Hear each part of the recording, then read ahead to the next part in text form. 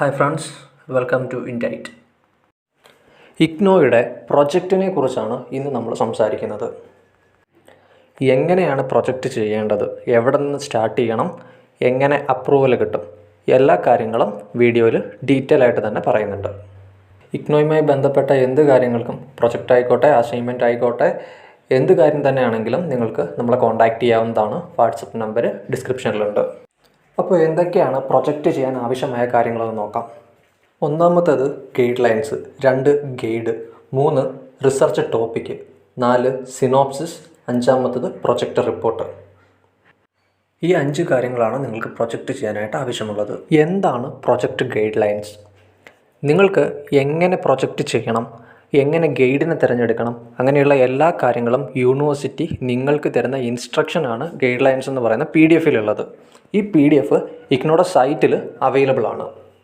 ഇത് നിങ്ങൾക്ക് സൈറ്റിൽ നിന്ന് ഡൗൺലോഡ് ചെയ്യാവുന്നതാണ്. ഇനി നിങ്ങൾക്കത് അങ്ങനെ കിട്ടുന്നില്ല എങ്കിൽ ഡിസ്ക്രിപ്ഷനിലുള്ള വാട്സപ്പ് നമ്പറിൽ മെസ്സേജ് ചെയ്താൽ മതി. ഗൈഡ് ലൈൻസിൻ്റെ PDF ഷെയർ ചെയ്ത് തരാം. ഗൈഡ് ലൈൻസ് മാത്രമല്ല, ഫുള്ള് പ്രൊജക്റ്റ് തന്നെ നമ്മൾ ചെയ്ത് തരുന്നുണ്ട്. അപ്പോൾ അങ്ങനെ ഉണ്ടെങ്കിലും നിങ്ങൾ വാട്സപ്പ് നമ്പറിൽ കോൺടാക്റ്റ് ചെയ്താൽ മതി.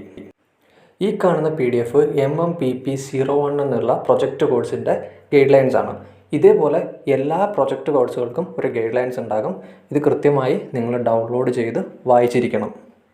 ഇതിൽ എങ്ങനെയാണ് നിങ്ങൾ ഗൈഡിന് തിരഞ്ഞെടുക്കേണ്ടത്, എങ്ങനെയാണ് ടോപ്പിക്ക് സെലക്ട് ചെയ്യേണ്ടത്, എങ്ങനെ റിസർച്ച് ചെയ്യണം, ഈ സിനോപ്സിസ് എങ്ങനെ തയ്യാറാക്കണം, സിനോപ്സിസിൻ്റെ വാല്യുവേഷൻ എങ്ങനെയാണ്, അങ്ങനെയുള്ള എല്ലാ കാര്യങ്ങളും ഗൈഡ് ലൈൻസിൽ ഉണ്ടാകും. രണ്ടാമതായി നമുക്ക് ആവശ്യമുള്ളത് ഒരു ഗൈഡിനെയാണ്. ആ ഗൈഡിൻ്റെ അണ്ടറിലായിരിക്കും നമ്മൾ പ്രൊജക്റ്റ് ചെയ്യുന്നത്. നമ്മുടെ പ്രൊജക്റ്റിന് അപ്രൂവൽ തരേണ്ടത് ഈ ഗൈഡാണ്. ഈ ഗൈഡിൻ്റെ അപ്രൂവൽ കിട്ടിയതിന് ശേഷമാണ് നമ്മളിത് യൂണിവേഴ്സിറ്റിക്ക് സബ്മിറ്റ് ചെയ്യുന്നത്. അപ്പോൾ ഗൈഡിനെ എങ്ങനെ കിട്ടും എന്ന് ചോദിച്ചാൽ സ്റ്റഡി സെൻറ്ററിൽ കോൺടാക്റ്റ് ചെയ്യുക. നിങ്ങളുടെ സ്റ്റഡി സെൻറ്ററിൽ നിന്ന് അവിടെ അവൈലബിൾ ആയിട്ടുള്ള ഗൈഡുമാരുടെ എല്ലാം കോൺടാക്റ്റ് നമ്പർ നിങ്ങൾക്ക് തരും.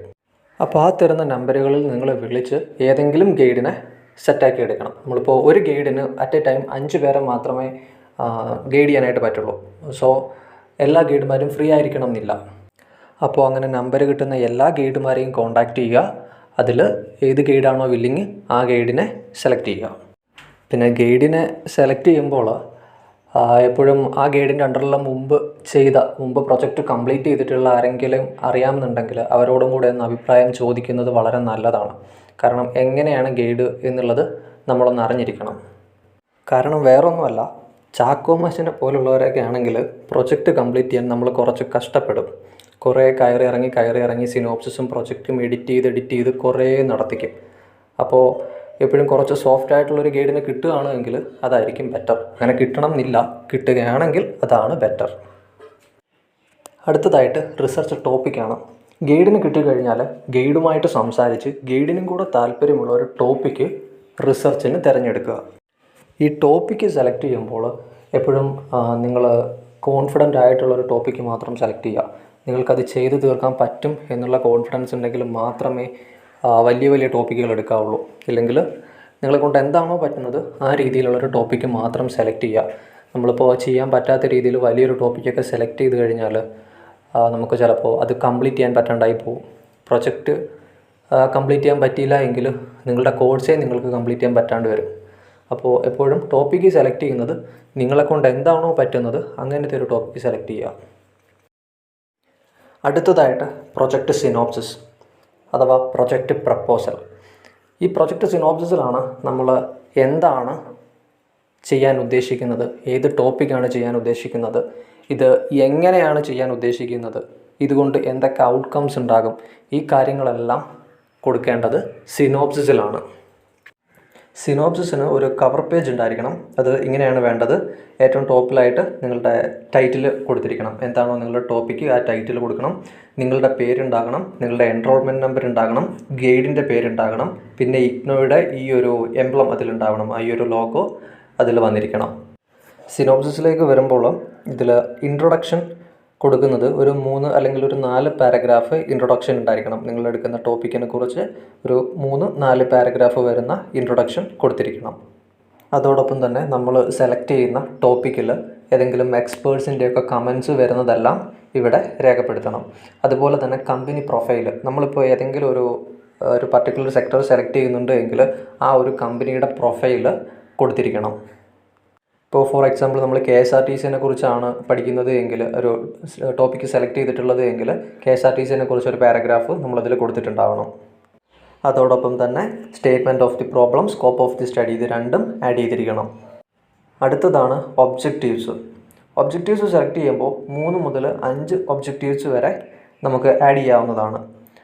എപ്പോഴും 3 ഒബ്ജക്റ്റീവ്സ് എടുക്കുന്നതാണ് നല്ലത്. ഒരുപാട് ഒബ്ജക്റ്റീവ്സിൻ്റെ എണ്ണം കൂടുകയാണെങ്കിൽ നമ്മുടെ പ്രൊജക്റ്റിൻ്റെ റിപ്പോർട്ടും അത്രത്തോളം വലുതാകും, നമ്മൾ കൂടുതൽ സ്റ്റഡി ചെയ്യേണ്ടതായിട്ട് വരും. സോ എപ്പോഴും ഒരു 3 ഒബ്ജക്റ്റീവ്സ് എടുക്കുന്നതാണ് നല്ലത്. അടുത്തതായിട്ട് വേണ്ടത് ലിറ്ററേച്ചർ റിവ്യൂ ആണ്. നമ്മൾ ഈ ഒരു ടോപ്പിക്കുമായിട്ട് ബന്ധപ്പെട്ട് മുമ്പ് ഏതെങ്കിലുമൊക്കെ സ്റ്റഡീസ് ആരെങ്കിലുമൊക്കെ ചെയ്തിട്ടുണ്ടെങ്കിൽ അതിൽ നിന്നെല്ലാമുള്ള ഒരു സമ്മറി പോലെ നിങ്ങൾ ലിറ്ററേച്ചർ റിവ്യൂ കൊടുത്തിരിക്കണം. ആ സ്റ്റഡീസിലൊക്കെ എന്തൊക്കെയാണ് പറഞ്ഞിട്ടുള്ളത്, ഇതുമായിട്ട് ബന്ധപ്പെട്ട കാര്യങ്ങൾ എന്തൊക്കെയാണ്, ഇങ്ങനെയുള്ളതെല്ലാം ലിറ്ററേച്ചർ റിവ്യൂവിൽ നിങ്ങൾക്ക് കൊടുക്കാവുന്നതാണ്. അത് നിർബന്ധമായിട്ടും ആഡ് ചെയ്തിരിക്കണം. അതിനുശേഷം നിങ്ങൾ ആഡ് ചെയ്യേണ്ടത് റിസർച്ച് മെത്തഡോളജിയാണ്. നിങ്ങൾ എങ്ങനെയാണ് ഈ പ്രൊജക്റ്റ് ചെയ്യാനായിട്ട് ഉദ്ദേശിക്കുന്നത്, അതാണ് റിസർച്ച് മെത്തഡോളജിയിൽ നിങ്ങൾ ആഡ് ചെയ്യേണ്ടത്. അതിൽ ഒന്നാമതായിട്ട് വരുന്നത് സാമ്പിളിംഗ് ഏരിയ ആണ്. സാമ്പിളിംഗ് ഏരിയ എന്ന് ഉദ്ദേശിക്കുന്നത് നിങ്ങൾ എവിടെയാണ് ചെയ്യാൻ ഉദ്ദേശിക്കുന്നത്, ആ ഒരു പർട്ടിക്കുലർ പ്ലേസ് അല്ലെങ്കിൽ ആ ഒരു സെക്ടർ അത് ഏതാണോ അത് കൊടുക്കുക. രണ്ടാമതായിട്ടുള്ളത് സാമ്പിളിംഗ് സൈസ്. നിങ്ങൾ ഈ ഒരു പ്രൊജക്റ്റ് ചെയ്യാൻ ഉദ്ദേശിക്കുന്നത് എത്ര പേരെ എടുത്തിട്ടാണ്, ഇപ്പോൾ 100 പേരാണോ 50 പേരിലാണോ നിങ്ങൾ ഈ സ്റ്റഡി ചെയ്യാൻ ഉദ്ദേശിക്കുന്നത്, അത് എത്രയാണോ അത് കൊടുക്കുക. അതാണ് സാമ്പിളിംഗ് സൈസ്. അടുത്തതായിട്ട് ഡേറ്റ കളക്ഷൻ. നിങ്ങൾ എങ്ങനെയാണ് ഡേറ്റ കളക്ട് ചെയ്യാൻ ഉദ്ദേശിക്കുന്നത്, ഇൻ്റർവ്യൂ ആണോ ക്വസ്റ്റിനെയർ ആണോ, അങ്ങനെ എന്താണോ, പ്രൈമറി സെക്കൻഡറി ഡാറ്റ എന്തൊക്കെയാണ് എന്നുള്ളത് കൃത്യമായിട്ട് തന്നെ മെൻഷൻ ചെയ്യണം. അടുത്തതായിട്ടുള്ളത് ഡേറ്റ അനാലിസിസ് ആണ്. നിങ്ങൾ എങ്ങനെയാണ് ഈ ഡാറ്റ നമുക്ക് വേണ്ട രീതിയിലേക്ക് മാറ്റിയെടുക്കുന്നത് എന്നുള്ളത്, നിങ്ങൾ എങ്ങനെയാണ് ഈ ഡാറ്റ പഠിക്കാൻ ഉദ്ദേശിക്കുന്നത് എന്നുള്ളത് കൊടുത്തിരിക്കണം. അടുത്തതായിട്ടുള്ളത് ലിമിറ്റേഷൻസ് ഓഫ് ദി സ്റ്റഡിയാണ്. നിങ്ങളുടെ ഈ സ്റ്റഡിക്ക് ഏതെങ്കിലും തരത്തിലുള്ള ലിമിറ്റേഷൻസ് ഉണ്ട് എങ്കിൽ അത് ആഡ് ചെയ്യുക. നിങ്ങളൊരു പർട്ടിക്കുലർ ഏരിയയിൽ മാത്രമാണ് ചെയ്യുന്നത് എങ്കിൽ അത് നിങ്ങൾക്ക് വേണമെങ്കിൽ മെൻഷൻ ചെയ്യാം. ഡാറ്റ കളക്ഷൻ കുറവാണ്, അവിടെ റെസ്ട്രിക്ഷൻസ് ഉണ്ട്, അങ്ങനെ ഉണ്ടെങ്കിൽ അങ്ങനത്തെ കാര്യങ്ങളെല്ലാം ലിമിറ്റേഷനിൽ ആഡ് ചെയ്യാവുന്നതാണ്. അതിന് താഴെയായിട്ട് ചാപ്റ്ററൈസേഷനും അതിന് താഴെയായിട്ട് ബിബ്ലിയോഗ്രഫിയും കൊടുക്കുക. ബിബ്ലിയോഗ്രഫി വളരെ ഇമ്പോർട്ടൻ്റ് ആണ്. നിങ്ങൾ എവിടെ നിന്നൊക്കെയാണ് റെഫറൻസ് എടുത്തിട്ടുള്ളത് അതെല്ലാം തന്നെ അവിടെ ആഡ് ചെയ്യണം. ഇനി ശ്രദ്ധിക്കാനുള്ള ഒന്ന്, നിങ്ങൾ സിനോപ്സിസ് ചെയ്യുമ്പോഴാണെങ്കിലും പ്രൊജക്റ്റ് റിപ്പോർട്ട് ചെയ്യുമ്പോഴാണെങ്കിലും യൂസ് ചെയ്യുന്ന ഫോണ്ട് ടൈംസ് ന്യൂ റോമൻ ആയിരിക്കണം. അതുപോലെ തന്നെ സിനോപ്സിസ് കുറഞ്ഞത് 10 പേജസ് എങ്കിലും ഉണ്ടായിരിക്കണം. ഇങ്ങനെ തയ്യാറാക്കുന്ന സിനോപ്സിസ് ഗൈഡിന് ഫോർവേഡ് ചെയ്ത് അതിന് അപ്രൂവൽ വാങ്ങണം.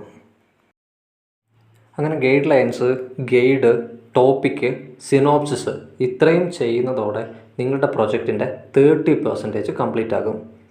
ഇതാണ് 1ാമത്തെ അധ്യായം. കഥ ഇനിയാണ് ആരംഭിക്കുന്നത്. Project report. നമ്മൾ സബ്മിറ്റ് ചെയ്തിട്ടുള്ള, നമുക്ക് അപ്രൂവൽ കിട്ടിയിട്ടുള്ള പ്രൊജക്റ്റ് സിനോപ്സിസ് പ്രകാരം നമ്മൾ പ്രൊജക്റ്റ് റിപ്പോർട്ട് ചെയ്യണം.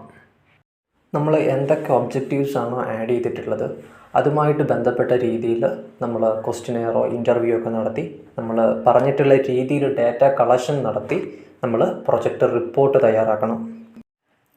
കൊടുത്തിട്ടുള്ള ഓരോ ഒബ്ജക്റ്റീവ്സിനും മീറ്റ് ചെയ്യുന്ന രീതിയിൽ വേണം നമ്മൾ ക്വസ്റ്റിനെയർ അല്ലെങ്കിൽ ഇൻ്റർവ്യൂ സെറ്റ് ചെയ്യാൻ വേണ്ടിയിട്ട്, അതിലെ ക്വസ്റ്റ്യൻസ് സെറ്റ് ചെയ്യാൻ വേണ്ടിയിട്ട്. അവിടുന്ന് കിട്ടുന്ന ഡേറ്റ നമ്മൾ സ്റ്റഡി ചെയ്ത് അതനുസരിച്ച് വേണം റിപ്പോർട്ട് ചെയ്യാനായിട്ട്. അങ്ങനെ ചെയ്തെടുക്കുന്ന റിപ്പോർട്ട് നമ്മൾ നമ്മുടെ ഗൈഡിന് ഫോർവേഡ് ചെയ്ത് ഗൈഡിൻ്റെ അപ്രൂവൽ കിട്ടിക്കഴിഞ്ഞാൽ നേരെ സ്റ്റഡി സെൻറ്ററിൽ സബ്മിറ്റ് ചെയ്യാൻ പറ്റുന്നതാണ്. പ്രൊജക്റ്റുമായി ബന്ധപ്പെട്ട എന്ത് ഡൗട്ട്സ് ഉണ്ടെങ്കിലും നിങ്ങൾക്ക് ഞങ്ങളെ കോൺടാക്റ്റ് ചെയ്യാവുന്നതാണ്. ഡിസ്ക്രിപ്ഷനിൽ വാട്സപ്പ് നമ്പറുണ്ട്, നമ്മുടെ വാട്സപ്പ് ചാനലിൻ്റെ ലിങ്കും ഉണ്ട്.